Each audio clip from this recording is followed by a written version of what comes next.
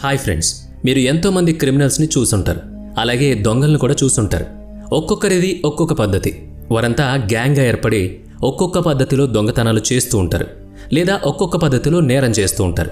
ఈరోజు మీకు ఈ వీడియోలో ఒక 16 సంవత్సరాల వయసులో నేరాలు చేయడం మొదలుపెట్టిన వ్యక్తి మధ్యప్రదేశ్ పోలీసులకు నిద్ర లేకుండా ఎలా చేశాడు, అతని పేరు చెప్తే పోలీసులకు ఎందుకు భయం, ఈ వివరాలు తెలియజేసే ప్రయత్నం చేస్తున్నాం. అతను దొంగతనానికి మాత్రమే కాదు, వేషధారణకి కూడా ప్రసిద్ధి చెందిన వ్యక్తి. ఇప్పుడే ఇంటర్నెట్లో మీరు దుర్లభ్ కశ్యప్ అన్న పేరు చూస్తే చాలు.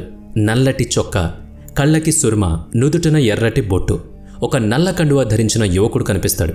2001లో జన్మించిన ఈ యువకుడు మంచి కుటుంబంలోనూ గొప్ప వంశంలోనూ పుట్టాడు. అతని తల్లిదండ్రుల మధ్య సంబంధం సరిగ్గా ఉండేది కాదు. అందుకే వాళ్ళు పిల్లల్ని కూడా పట్టించుకోలేదు. వారిరువురు ప్రభుత్వ ఉద్యోగులు. అయినా మనస్పర్ధల కారణంగా విడిపోయారు. దుర్లభ్ చిన్న వయసులోనే ఇతర వ్యాపకాలతో చదువు మీద ఆసక్తి అస్సలు కనబరచలేదు.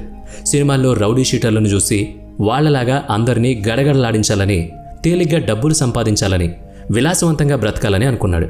ఫేస్బుక్, ఇన్స్టాగ్రామ్ లాంటి సోషల్ మీడియాల్లో ఎన్నో రకాల ఫోజులిస్తూ ఏకంగా ఎవరినైనా బెదిరించాలి అంటే అతన్ని సంప్రదించాలి, 1+1 ఆఫర్లు కూడా ప్రకటించాడు. దీంతో అతడు జనాల్ని ఆకర్షించాడు. 2016లో ఒక బైక్ ర్యాలీ జరిగింది.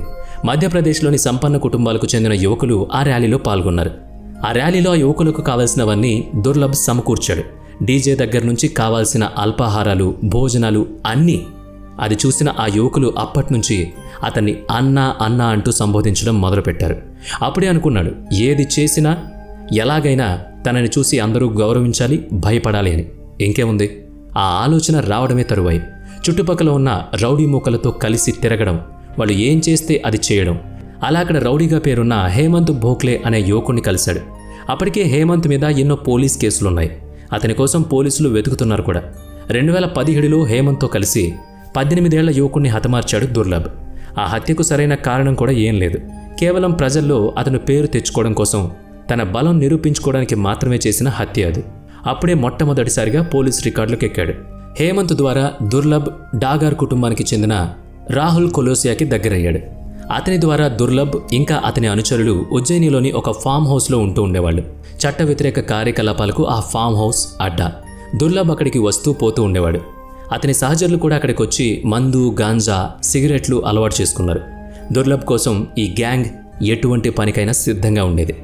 ఆ ప్రాంతం దహన సంస్కారాలకు ప్రసిద్ధి. అక్కడ దహన సంస్కారాలు చేసే కాటికాపుర్ల మెడలో నల్ల కండువ, కళ్లకు సుర్మ, నుదుటిన పెద్ద ఎర్రబొట్టు పెట్టుకుని ఉంటారు. దీన్నే ప్రేరణగా పొందిన దుర్లభ్ అదే తన వస్త్రధారణగా ఆ తర్వాత మార్చుకున్నాడు. ఆ గెటప్లోనే సోషల్ మీడియాలో అనేక ఫోటోలకు ఫోజులిచ్చేవాడు. యువకులకు ఆ గెటప్ కొత్తగా అనిపించింది. వాళ్ళు కూడా సోషల్ మీడియాలో అతన్ని బాగా ఫాలో అయ్యేవారు. తన్ని తాను ఎక్కడైనా సరే పరిచయం చేసుకునేవాడు. అందుకు పొంగిపోయేవాడు, గర్వంగా ఫీల్ అయ్యేవాడు. మధ్యప్రదేశ్లో ఎన్నికలు జరుగుతున్న సమయంలో అప్పటి పోలీసు ఉన్నతాధికారి ఎస్పీ సచిన్ అతుల్కర్ పోలింగ్కు ముందు అనుమానాస్పదంగా ఉన్నవారిని, అప్పటికే గ్యాంగ్స్టర్లుగా ఉన్న వాళ్ళని అదుపులోకి తీసుకోవడం జరిగింది. వాళ్ళని మీడియాకు కూడా పరిచయం చేశారు. ప్రెస్ కాన్ఫరెన్స్లో పోలీసుల వెనుక ఈ గ్యాంగ్స్టర్లను నిలబెట్టారు.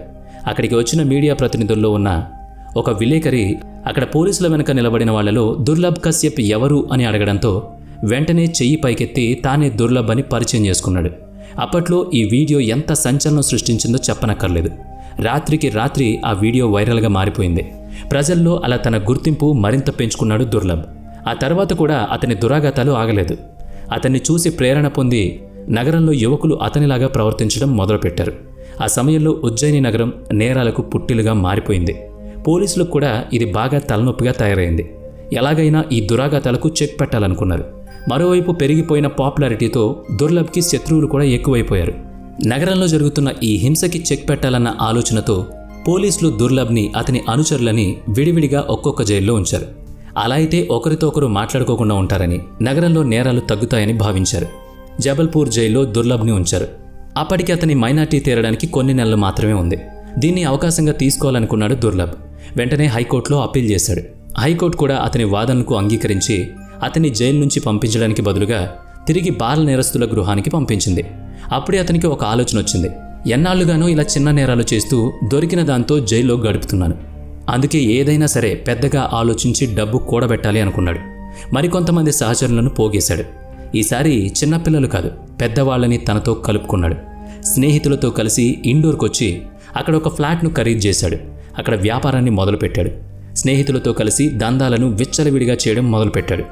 కోవిడ్ సమయంలో దుర్లభ్ ఇండోర్ నుంచి ఉజ్జయినికి వచ్చి తల్లిని చేరుకున్నాడు. ఇప్పటికైనా ఆ తల్లి తన కొడుకు తన దగ్గరకొచ్చాడని సంతోషించింది. అతనిలో ఇదివరకు ఉన్న క్రూరత్వం లేదని అనుకుంది. మారిపోయాడని భావించింది. అతన్ని చూసి ఆమెకు చాలా సంతోషంగా అనిపించింది. చూస్తుండగానే సెప్టెంబర్ వచ్చేసింది. సెప్టెంబర్ 6వ తారీఖున తన పాత స్నేహితులందరినీ భోజనానికి పిలిచాడు. దుర్లభ్ భోజనం చేసిన తర్వాత వాళ్ళందరూ కలిసి ఒకచోట కూర్చుని మాట్లాడుకుంటూ సిగరెట్ తాగుతున్నారు. సిగరెట్లు అయిపోయాయి. సిగరెట్లు తెచ్చుకుందామని బయటకొచ్చారు. రాత్రి సమయం కావడంతో అక్కడ ఒక షాప్ కూడా తెరిచలేదు. ఇక వాళ్ళంతా వెనక్కి తిరిగి వెళ్ళిపోదాం అనుకునే సమయంలో దుర్లభ్కి అతని స్నేహితుడు ఫోన్ చేసి హేలావాడిలో ఇంకా షాప్స్ తెరిచే ఉన్నాయని అక్కడికి రమ్మని పిలిచాడు. హేలావాడి ఎక్కువగా ముస్లింలుండే ప్రాంతం. ఆ ప్రాంతంలో దుర్లభ్కి శత్రువులు కూడా బాగానే ఉన్నారు. ఒక విరోధి గ్యాంగ్ అతని మీద ఎప్పటినుంచో పగ సాధించాలని ఎదురు చూస్తోంది. దుర్లభ్ అతని స్నేహితులంతా బైక్ల మీద హెలాడికి వెళ్లారు. అక్కడున్న ఒక టీ కొట్టు యజమాని పేరు భూరి. అతనితో దుర్లభ్ గ్యాంగ్కి అంతకుముందు ఒకసారి గొడవ జరిగింది. అయితే దుర్లభ్ అతన్ని గుర్తుపట్టలేదు, కానీ భూరి మాత్రం వాళ్ళని గుర్తుపట్టాడు. దాంతో దుర్లభ్ గ్యాంగ్కి ఆ కొట్టు యజమానికి అతని సభ్యులకు మధ్య గొడవ ప్రారంభమైంది. ఇదే అవకాశంగా తీసుకుని దుర్లభ్ విరోధి సభ్యుల్లో ఒకతను షాన్వాజ్ దుర్లభ్ మీద దాడి చేసి శరీరం మీద చాలాసార్లు కత్తితో పోట్లు పొడిచాడు. దాంతో దుర్లభ్ అక్కడికక్కడే చనిపోయాడు. అతని శవాన్ని రోడ్డు మీద విసిరేసి అందరూ అక్కడి నుంచి పరారైపోయారు. దుర్లభ్ స్నేహితులు కూడా అక్కడి నుంచి వెళ్ళిపోయారు. దుర్లభ్ తల్లికి విషయం తెలిసింది. ఆమె కొడుకు శవాన్ని చూసి అక్కడే కుప్పకూలిపోయింది. పోలీసులు ఘటనా స్థలానికి చేరుకున్నారు. శవాన్ని పోస్టుమార్టంకి పంపించారు. ఆ నివేదికలో 32 సార్లు దుర్లభ్ ఒంటి మీద కత్తిపోట్లున్నాయని పోలీసులు గుర్తించారు. ఈ ఘటనతో ఉజ్జయిని మాత్రమే కాదు, మధ్యప్రదేశ్ మొత్తం అట్టుడికిపోయింది. ఎక్కడ చూసినా ఇదే అంశం మీద చర్చ. దుర్లభ్ శవయాత్ర సోషల్ మీడియాలో ఒక ప్రధాన ఘటనగా చిత్రీకరించారు. ఒక ప్రముఖ వ్యక్తి చనిపోతే ఎంత ఆర్భాటం జరుగుతుందో అంత ఆర్భాటం జరిగింది. అసలు దుర్లభ్ అంటే తెలియని వ్యక్తులు కూడా సోషల్ మీడియాలో పోస్టులు పెట్టారు. శవయాత్రను ప్రత్యక్ష ప్రసారం ద్వారా చూశారు. ప్రముఖ టీవీ ఛానళ్లు కూడా ప్రచారం చేశాయి. దాంతో ఒక్కసారిగా కామెంట్లు పెరిగిపోయాయి. రేటింగ్, టీఆర్పీలు విపరీతంగా ఎగసిపడ్డాయి. అప్పటి వరకు దుర్లభ్ చేసినవన్నీ ప్రజలు మర్చిపోయారా? అతనికి ఇంత ఫాలోయింగ్ ఉందా అని చాలామందికి అనిపించింది. అప్పటి పోలీసు ఉన్నతాధికారులు గగన్ బాదల్ ఈ సందర్భంగా ఒక విషయం చెప్పారు. దుర్లభ్ నిజానికి ఒక సాధారణ అపరాధి. బెదిరించడానికి, దందాలు వసూలు చేయడానికి రౌడీ షీటర్లకు సహాయం చేయడమే అతని ప్రధాన ఉద్దేశం. కానీ సోషల్ మీడియానే అతనికి ఎక్కువగా ఫోకస్ ఇచ్చి గ్యాంగ్స్టర్ని చేసింది అని చెప్పారు. చిన్న చిన్న గ్యాంగ్లు దుర్లభ్ పేరు చెప్పి దందా చేస్తున్నాయంటే ఆశ్చర్యం లేదు.